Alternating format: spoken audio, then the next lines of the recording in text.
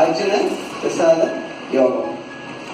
First எடுத்தோடனே எப்படி உங்களுக்கு எல்லாம் டீச்சர்ஸ் லெசன் எடுத்தவொடனே டவுட் வருதோ அது மாதிரி என்னாச்சுன்னா அர்ஜுனருக்கும் நிறைய டவுட் வந்துருச்சு.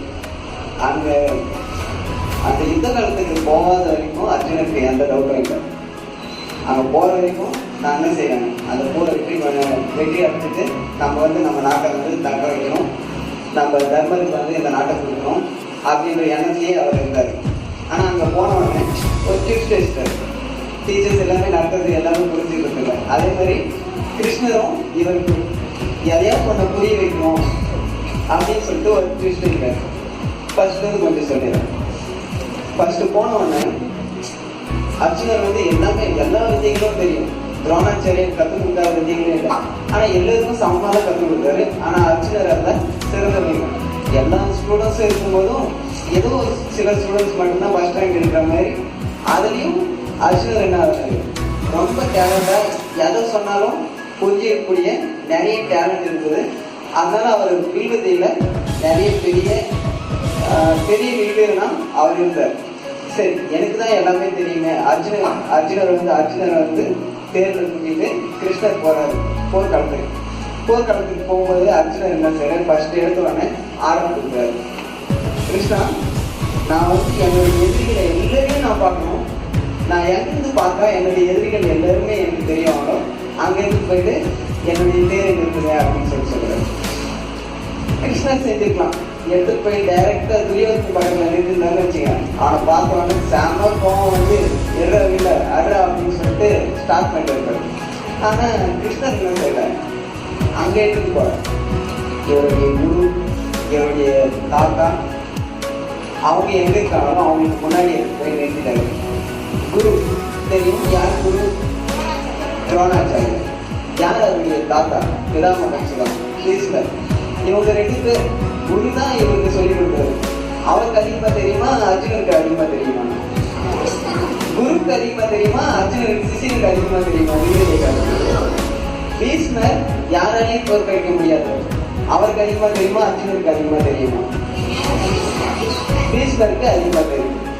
இப்ப அங்க இருக்கிறதுல யார் பெரிய வீரன் சொல்ல போனா பீஷ்மரும் துரோணாச்சாரியரும் தான் அர்ஜுனரோட பெரிய வீழ்த்தையில வீரர். அவருக்கு முன்னாடி போய் நிற்கிறார். ரெண்டாவது விஷயம், இவரை தூக்கி வளர்க்குது ஃபர்ஸ்ட் குருன்னா தெரியும். இப்போ யாரு நல்லா படிக்கிறாங்களோ இல்ல சரியாவே படிக்க கொஞ்சம் டெவலப் ஆனாங்களோ அவங்க என்ன செய்வாங்க, டீச்சர்ஸ் நிறைய என்கரேஜ் பண்ணி வா இன்னும் கொஞ்சம் நல்லா கற்றுக்கோ, இன்னும் கொஞ்சம் நல்லா அப்படி இல்லாம யாராவது டவுட் வந்து கேட்டாங்கன்னா அவங்களுக்கு என்ன சொல்லுவாங்க, வா நிறைய கற்றுக்கோ அப்படின்னு சொல்லிட்டு என்ன செய்வாங்க, நிறைய கற்றுக்குவோம். அர்ஜுனர் அது மாதிரி தான் நிறைய என்ன செய்வாரு, நிறைய டவுட் வந்தா நிறைய கேட்பாரு, அவரால் தெரிஞ்சு படிச்சுப்பாரு. அது மாதிரி இருக்கும்போது குருவுக்கு என்ன தெரியும், ஆட்டோமேட்டிக்கா அவர் மேல நிறைய பாசம். அங்கிருந்த நிறைய பேர்ல அவருக்கு அர்ஜுனர்னா ரொம்ப பாசம் குருவுக்கு. ஓகேவா, அவங்க ரெண்டு பேருக்கும் அந்த குரு சிஷியனோடு ரொம்ப அட்டாச்மெண்டா இருக்கு. சரி, அதுக்கப்புறம் பீஷ்மர் அவருடைய தாத்தா ரொம்ப பிடிக்கும். யாருன்னா இந்த அர்ஜுனரை ரொம்ப செலவுக்கு வளர்த்தாரு, அவரை ரொம்ப பிடிக்கும். இதெல்லாம் யார் மைண்ட்ல ஓடிட்டு இருக்குன்னா அர்ஜுனர் மைண்ட்ல ஓடிட்டு இருக்கு. எனக்கு போயிட்டு நம்ம கிருஷ்ணர்னாவே நிறைய லீலைகள் செய்வாரு. அவர் எடுத்து போயிட்டு எங்க நிறுத்திருக்காரு, துரோணாச்சாரியருக்கு முன்னாடியும் பீஷ்மர் முன்னாடியும் எடுத்துட்டு போயிட்டு தேரை நிறுத்தினவங்க அர்ஜுனருக்கு ஒன்றும் புரியல. அவருக்கு ரொம்ப மனசு கஷ்டமாயிடுச்சு, உடம்பெல்லாம் நடுங்க ஆரம்பிச்சிச்சு. நான் தான் செய்ய மாட்டேன், இவங்களெல்லாம் என்னால் அழிக்க முடியாது, அழிச்சிட்டு நான் தான் இந்த நாட்டை எடுத்துட்டு என்னால் நல்லா வாழ்ந்துட முடியாது, இந்த பாவப்பட்ட வாழ்க்கையை என்னால் வாழ முடியாது, என்னை விட்டு நான் என்ன செய்கிறேன், எங்கேயாவது காட்டுக்கு போயிட்டு பிச்சை எடுத்தாவது நான் என்ன செய்கிறேன், வாழ்ந்துடுவேன் அப்படிங்கிறார். கிருஷ்ணருக்கு பார்த்து சிரிச்சுட்டே இருக்காரு. அவர் எந்த வேர்டும் சொல்ல. இந்த ஃபர்ஸ்ட் அத்தியாயத்தில் கிருஷ்ணர் என்ன பேசுறாரு, குரு அவரு ஜெகத்குரு அப்படின்னு சொல்லாங்க. இந்த உலகத்துக்கே அவர் தான் குரு. அவருக்கு தெரியாத எதுவுமே இல்லை, தெரியாம எதுவுமே நடக்க முடியாது. அர்ஜுனருக்கும் தெரியும் கிருஷ்ணர் தான் கடவுள் அப்படின்னு சொல்லிட்டு. அந்த காலத்துலதான் கடவுள் அவங்க கூடவே அவதரிச்சுட்டு இருந்தாங்க, கூடவே இருந்தாங்க. இப்போ நம்ம கூட இல்லை அப்படின்னு சொல்ல முடியாது. நம்ம யார் மனசால இவங்க நம்மளுக்கு நல்லது செய்வாங்க அப்படின்னு நினைக்கணுமோ அவங்க தான் கடவுள். சரி, அது அந்த பக்கம் இல்லை. கடவுள் தான் நிற்கிறாரு எதுல, அவர் ஒரே ஒரு ஆளு, நான் தானே கடவுள், நான் சொல்றேன் சண்டை போட அப்படின்னு சொல்லியிருந்தா என்ன சொல்ல முடியும், சண்டை தான் போகணும்.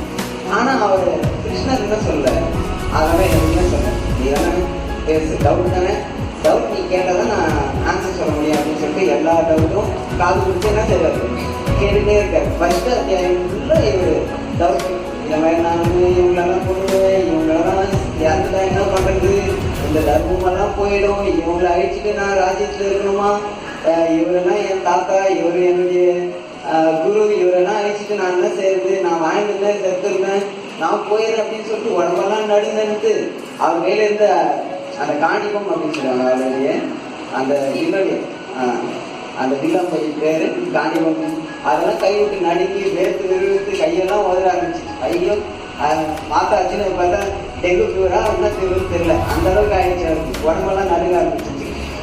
இத மாதிரி நடுங்கிட்டு இருக்கும்போது அவர் என்ன சொல்றாரு, இதெல்லாம் எப்ப சொல்லணும் சார், எக்ஸாம் நாளைக்கு எக்ஸாம் ஹால் வந்து உட்காந்துட்டேன், ஓகேவா சார், இன்னும் ஒரு ஹாஃப் அன் அவர் சார், நீங்க எதுவுமே இது பண்ணல, நான் இன்னைக்கு போய் என்ன சார் எழுது, நான் நாளைக்கு வந்து எக்ஸாம் ஆயிடுறேன் சார், நாளைக்கு ஒரு நாள் எனக்கு வந்து என்ன செய்யுங்க எக்ஸாமை தள்ளி வைங்க அப்படின்னு சொன்னா அதுவும் கரெக்டா இருக்குன்னா சொல்லணும். 1 வீக் முன்னாடியே என்னென்ன டவுட் இருக்கோ அதெல்லாம் கேட்டு சார் எக்ஸாமுக்கு இது வச்சேன் இப்போ ஓகே அப்படின்னு சொல்லிட்டு அப்போ வரணுமா, இந்த எக்ஸாம் வந்து உட்காந்து போயிட்டு சார் நாளைக்கு எழுதுறேன் அப்படின்னு சொல்லணுமா, முன்னாடி என்ன செய்யணும், நான் ப்ரிப்பேர் பண்ணணும், நான் எக்ஸாம் ஹாலில் உட்காந்துருக்கு சார் எக்ஸாம் ஒண்ணுமே தெரியல என்ன செய்யறது அப்படின்னு சொன்னா என்ன செய்ய முடியும், ஒண்ணுமே தெரியுது. அதை தான் என்ன செய்யறாரு அர்ஜுனர் சொல்றாரு. அவருடைய கடமை என்ன, அர்ஜுனர் ஒரு சத்திரியர் அந்த இடத்துல தர்மத்தை நிலைநாட்டணும், அதர்மத்தை அழிக்கணும், அதுதான் அவருடைய தர்மம். அவர் என்ன செய்யறாரு, நல்ல சாமியார் மாதிரி இதெல்லாம் பாவம், இதெல்லாம் நான் செய்ய மாட்டேன், இதெல்லாம் முடியாது அப்படின்னு சொன்னா அவருடைய தர்மத்தை என்ன செய்யறாரு, அவரு தப்பி போயிடுறாரு அப்படின்னா என்ன செய்யணும், என்னுடைய தர்மம் என்ன, நான் சத்திரியன், என்னுடைய தர்மம் தர்மத்தை நிலைநாட்டுறது தான் என்னுடைய தர்மம். எதுதான் தர்மம், இவங்கெல்லாம் என்ன செஞ்சாங்க, நான் வனவாசம் போயிட்டு வந்தா எனக்கு என்ன செய்யணும், நானும் தரணும் அப்படின்னு சொல்லிட்டு அக்ரிமெண்ட் போட்டாச்சு. அக்ரிமெண்ட்டை போயிடலாமா, என்ன செஞ்சாங்க, அக்ரிமெண்ட் எல்லாம் போயிட்டாங்க, போதும் வாடகை பார்த்துக்கலாம் அப்படின்னு சொல்லிட்டாங்க. நான் பாரு என்ன செய்யறேன் அப்படின்னு சொல்லிட்டு அர்ஜுனரும் வந்துட்டு போர் நான் வந்து செய்யறேன் அப்படின்னு சொல்லிட்டு அங்க வந்த பிறகு என்னால முடியாது, இது செய்ய முடியாது, அது செய்ய முடியாது அப்படின்னு சொல்லிட்டு வாயில் என்னென்ன வருது எல்லாத்தையும் உடையிட்டு இருக்கு. நான் சன்னியாசி போயெல்லாம் பிச்சை எடுக்கிறேன் அப்படின்னு பிச்சை எடுக்கிறத தவிர வேற எதுவுமே செய்ய மாட்டேன் அப்படின்னு சொல்றாரு. ஆனா குரு அங்க யார் இருக்கிறது, இந்த ஜெகத் குருவான கிருஷ்ண பரமானே இருக்காரு. உன்னுடைய கடமை என்ன, ஃபர்ஸ்ட் பேடி மாதிரி அழகா, உன்னுடைய கடமை பேடினா தெரியல அது அப்படி சொல்லிட்டாரு. இதை மாதிரி கேவலமா எழுதிட்டு இருக்கு. உன்னை விட அங்க இருக்கிறவங்க எவ்வளவு பெரிய ஆளுங்க, அவங்க என்னன்னா சொன்னாங்களா, அவங்க 3 பேரு நீ எப்படி நினைக்கிறீ அவங்களும் அப்படிதான் நினைப்பாங்க, நீ மட்டும் இப்படி நினைச்சிட்டு இருக்க, இந்த நீ இந்த உடல் தான் நினைக்கிறியா, உடல் இப்போ இந்த சத்து நான் போட்டிருக்கேன் ஓகேவா, ஒன்னும் 1 இயர் போட முடியுமா, அதுக்கப்புறம் கிழிஞ்சிது சுருக்குமா இருக்கு, நான் அயன் பண்ணலையா, மறுபடியும் இதே ட்ரெஸ் போட்டுனா சார் சூப்பரா போட்டுனா சொல்லியா, என்ன செய்ய உங்க ட்ரெஸ் கை போட்டு வேற ட்ரெஸ் போட்டுக்கணும். நீங்களும் என்ன செய்வீங்க, அழுக்கு ஆயிடுச்சுன்னா அந்த ட்ரெஸ் கட்டி போட்டு, அதே தான் நம்ம உடம்புல உள்ள இருக்கிற உயிரும் அதே தான். இப்போ பல பலம் இருக்கு, அழகா இருக்கும், ஹேர் ஸ்டைல் எல்லாம் பண்றோம், மேக்கப் எல்லாம் பண்றோம், அழகா இருக்கு ஓகேவா.